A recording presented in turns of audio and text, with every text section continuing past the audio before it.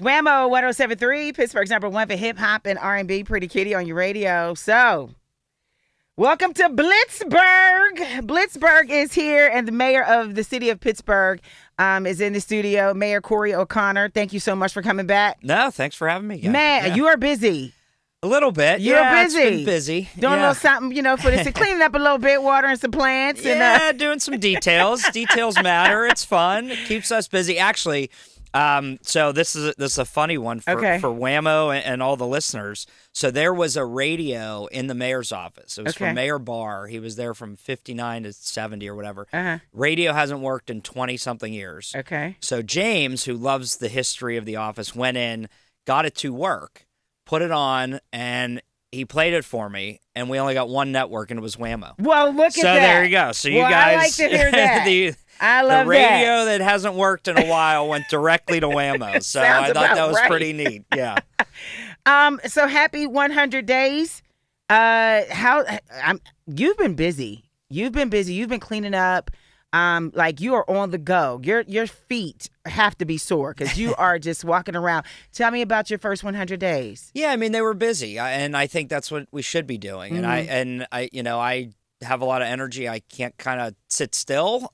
So I think you're just constantly being out, and it's community meetings in neighborhoods. It's obviously social. That my staff does a good job with social, but it's just being out and being present. If there's a meeting in my office, I don't want it to last long because I want to be out seeing people because you learn more from doing those things and you see what matters to people. And it's amazing. If you look at social media, the likes are when we are, lighting up the Smithfield Street Bridge, when we're painting a trestle, when we're getting rid of, newspaper kiosks. Like those things matter to people because they see them every day.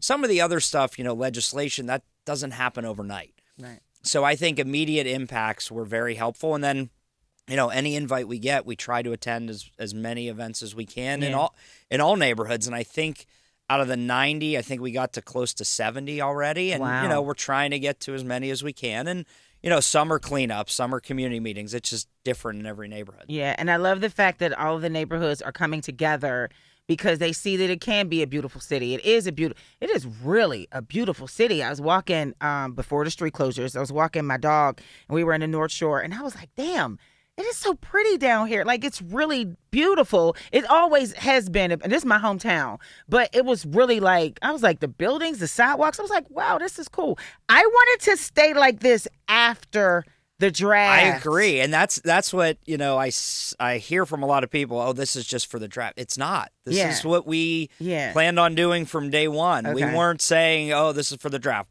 Painting those trestles wasn't for the draft. Right. That was something that we thought of because my chief of staff and I have seen it for way too long. We're like, that stuff, the details do impact they do matter, us. And that's why, putting money towards a Main Street program where now we're renovating storefronts. If you are a small business and you don't have money to, purchase, let's say, a refrigerator for your restaurant. Okay, well, here, this money can go to helping you. And I also think, even doing stuff with permits, that's not for big developers. That's for residents that can't put a fence on their backyard, that wants to add an additional dwelling unit so grandma can move in with them. That's the stuff that we want to focus on. And again, there's big developments. We understand that, and we have to make sure that they're responsible, but they have lawyers to get through that process. Absolutely. The community group doesn't have 5 lawyers that understand where to get a permit. So I think those things really help turn that tide. And you're right. After the draft, we have to keep that momentum. Yeah. And everything, a lot of people are like, oh, these were built for the draft. Okay, great. They're built for the draft. We They're get to enjoy go them forever. Away. Yeah. Just, Arts Landing, we're not moving it tomorrow. You're not putting it in a box once it's over. It's there for all of us. Right. So let's enjoy it. And these are new amenities that we wouldn't have seen before. And other cities that hosted the draft, like Detroit, put in walking trails and things like that everybody benefited from. So all these things we are benefiting from long after the draft. Mayor O'Connor, I do want to ask, the safety is an issue. And I know that your office, your administration has been addressing this as well. There are going to be a lot of tourists here, and some will be downtown. I know when I visit a major city, I go downtown. I want to see what's happening. I am concerned. What moves are you making to make sure not just our visitors, but our people, our residents are safe? Yeah, I mean, so, for us, the draft, it's not just our police, fire, and EMS. We have other agencies that are helping. And the NFL has their own security around their zones. Yep. But then you have FBI and Homeland Security because, look, since, what's been going on in the Middle East, this is probably the largest event in U.S. soil since that happened. So we have additional eyes that are here, additional people that are helping us through this process. So it is going to be a safe event. We encourage more of our residents to come. And look, I know I get what's traffic going to be like? Well, again, it's traffic. It's not going to be easy. It's going to take some time. Do not give yourself another 30 minutes, but come and enjoy it. Yeah. And I think that's the biggest push for me is Pittsburghers need to be there. This is our draft.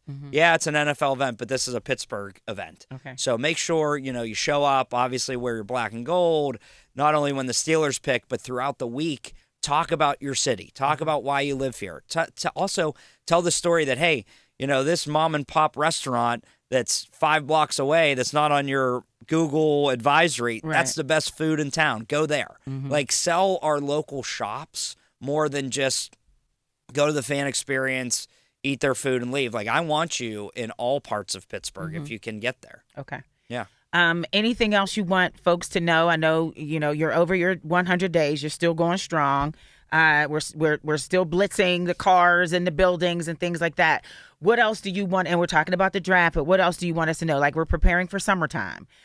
So is there anything you want us to know about? Yeah, I mean, I would just say, look, we're making advances on a lot of projects, and we're talking about, housing all over the city of Pittsburgh. And I do think I've gone to a couple of national things and been part of conferences. Yeah. What I actually want to start doing and counting is not necessarily when we talk about housing. We need affordable units, but let's not just count units. Okay. Let's talk about how many rooms are in each unit. Okay. Because now all of a sudden you're growing a family. If I build 100 studio apartments and they're only 1 bedroom, that doesn't help anybody. It doesn't help anybody grow their city. So, the counting rooms and, especially the bedroom numbers, if they go up, now you're growing a family in Pittsburgh. Now mom or dad who wants to move back in with their kids are growing a family. And I made that announcement when we did.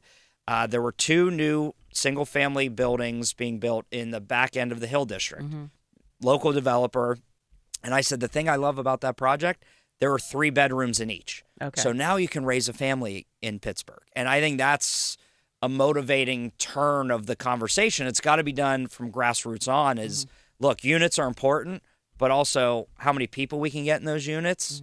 Following code, obviously you can't have 30 people, but like those things matter because now we're investing in a future in Pittsburgh. Okay.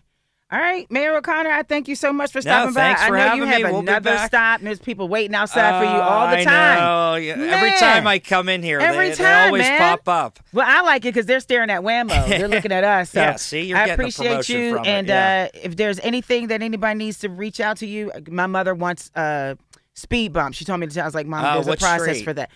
I'll tell you later. All right, tell me later. Yeah, Okay, it's just too much. We'll work on it. But anyway, I appreciate you stopping by. Have a great day. Thank you so much. All right. Thanks for having me again. It's WAMO 107.3.